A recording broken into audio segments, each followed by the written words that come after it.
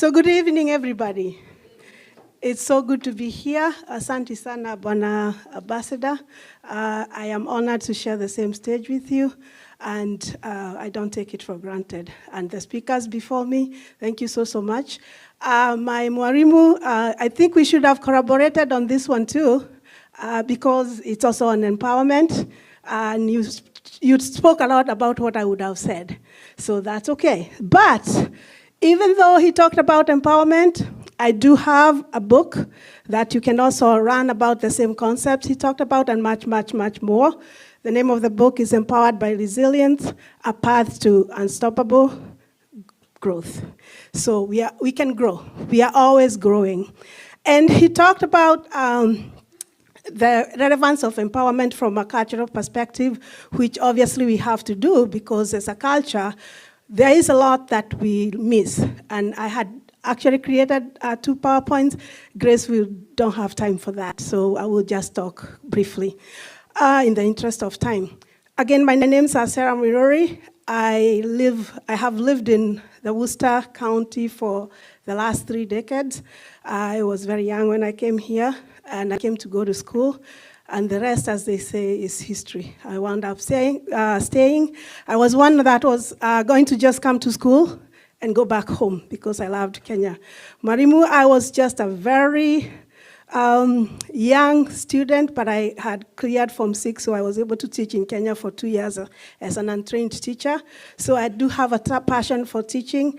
I wanted to go that route, but something happened in between. But I'm a teacher too by trade because I am in mental health counseling, rehab counseling, human services. I'm a life coach. So it's a combination of so many different trades, but essentially it's working with people on various journeys. So when we look at empowerment, as Mwarimu said, empowerment is a journey. It's a personal journey. Remember when you first hopped on that plane? I hail from Limuru, Kenya. So I remember my very first day on that plane, young, meek. I didn't know where I was going. Fear had engulfed me. But I knew I needed to do this because I had that resilient spirit. Talk about resilience again. We all are resilient, and we have to pat ourselves at the back and say, yes, we are resilient, otherwise we would have still been stuck in Kenya, not here. And sometimes so many people, so many dreams, so many aspirations are lost because of that fear. What if?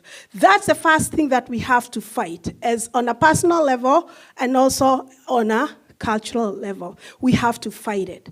And we also have to be very bold and put in labels in what challenges we go through.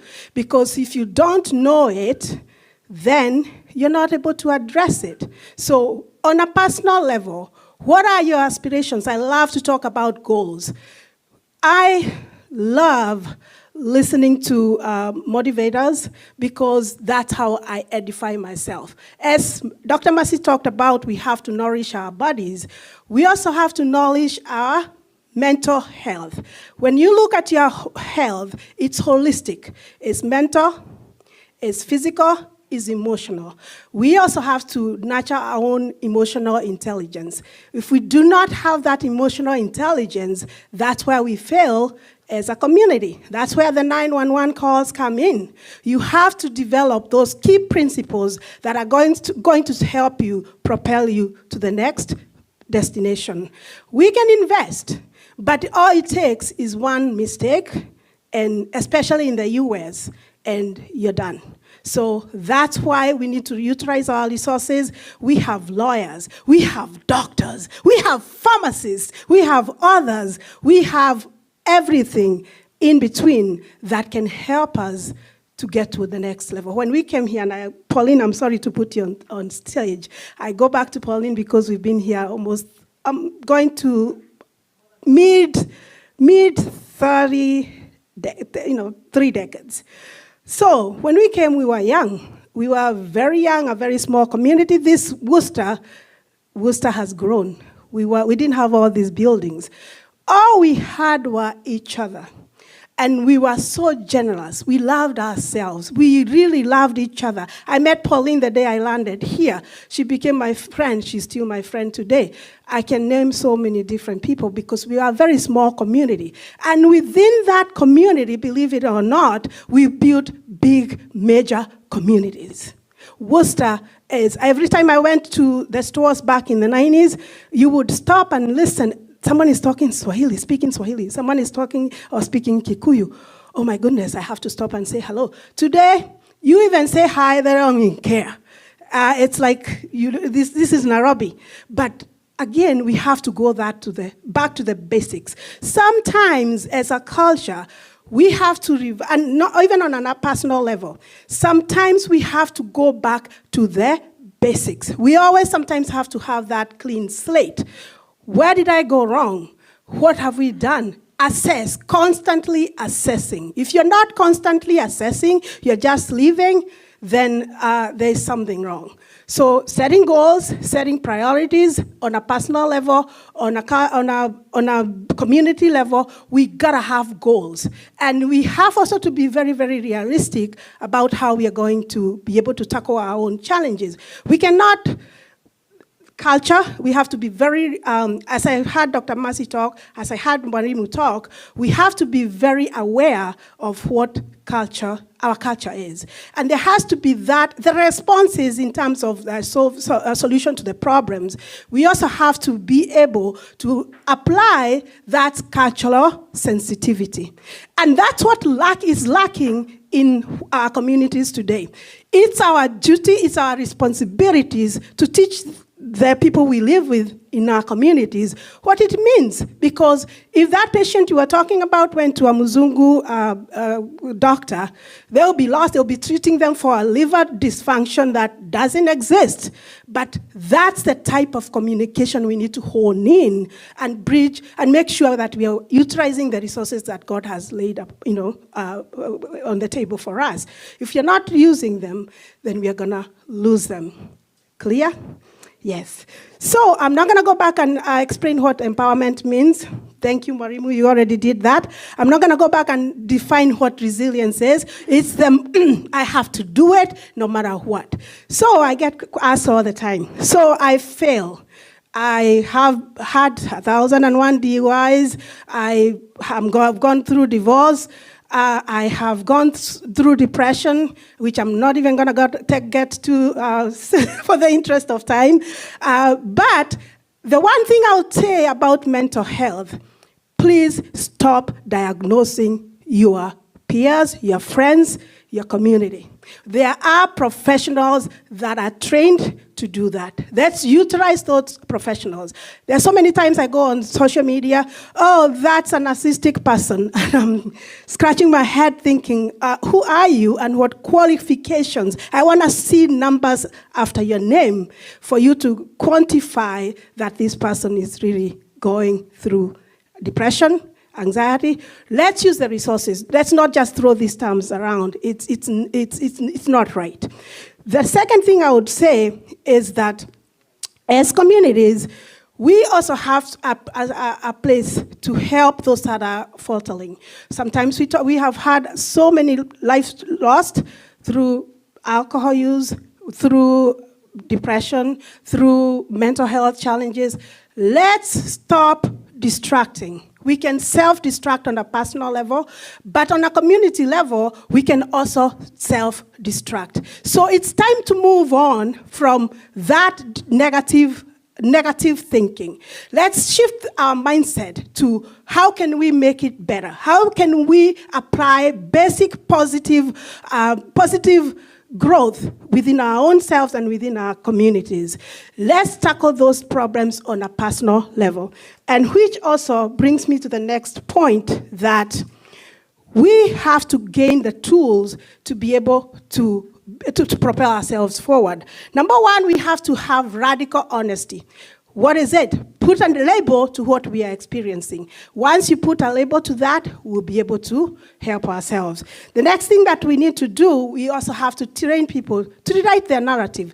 Just because you have 1,000 DUIs that I was talking about, doesn't mean that you cannot reclaim yourself. Let's rephrase that narrative. Growth starts now. If you don't start now, don't say that I'm going to wait to get healed tomorrow for me to be able to thrive. You can thrive right from this minute. So the next thing that we need to do, we have to have some compassionate self-dialogue. Extend some grace to yourself. When you falter, you get divorced, so what? You're not the first one. You get whatever life throws at you, because life is going to happen whether you like it or not. But you have to have some tool pointers. You have to develop a toolbox that you can go to and pick it out. Like, okay, I'm going to have we were talking about gratitude. Get that. Make sure that you're practicing that every day. Whatever works for you. If you're spiritual, you do that. If you're a Christian, you pray every morning, use that tool. The other thing that we need to do, and we are so bad about it, sorry, our Kenyan visitors, we work so hard. Somebody talked about side hustles, which sometimes don't even amount to much, but we still find ourselves, it's like an addiction, so to speak. We always have to find something. We have one job, but we want to look for that one, the second one. That's why sometimes we get so much taken advantage of, because we are hungry. As a community, we are hungry for success. But where are we looking for that success? We have to be sure that we, like everybody else said, vet those positions, vet those people that come here to sell us land. Borati maguta, there's nothing wrong with that, but let's invest wisely. I'm not going to repeat that. The next thing that we need to do is to recalibrate. We always have to make sure that we are taking care of ourselves. Self-care is not, you don't feel guilty for taking care of yourself, because it's very, very important. Otherwise, if you don't, you're going to end up in Mercy's hand. So rest, reflect. Every so often, yes, we set goals on the 1st of January every year, but make it intentional. Evaluate your goals. How far have I gone? What progress have I made in the last 3 months, in the last 6 months? Have a timeline. Goals without a timeline, useless. Put a timeline on those goals. The next thing that you want to do, especially for I was talking to a young lady that just got started in life, make sure that you are attaching a date. It will happen. Today is 2032, January 16th. By this time, I will have acquired whatever. Whatever you put in the universe, it always bounces back. It always comes back to you. The other thing that we need to do is reconnect to our purpose. Define your purpose. God didn't just put you here for no reason. You're here because you have a purpose. Find that, execute it, and look for it. Dig for it. Speak to Mwarimu, speak to whoever you need to speak to our preachers, speak to our spiritual leaders. They will help you get to where you need to be. The other thing that you need to do is, mental health has a lot of stigma, especially in our communities. It's okay. It would be so much easier for me to go to Mercy, but it would be very hard for me to go see a psychiatrist. It's the same body. I don't understand the stigma.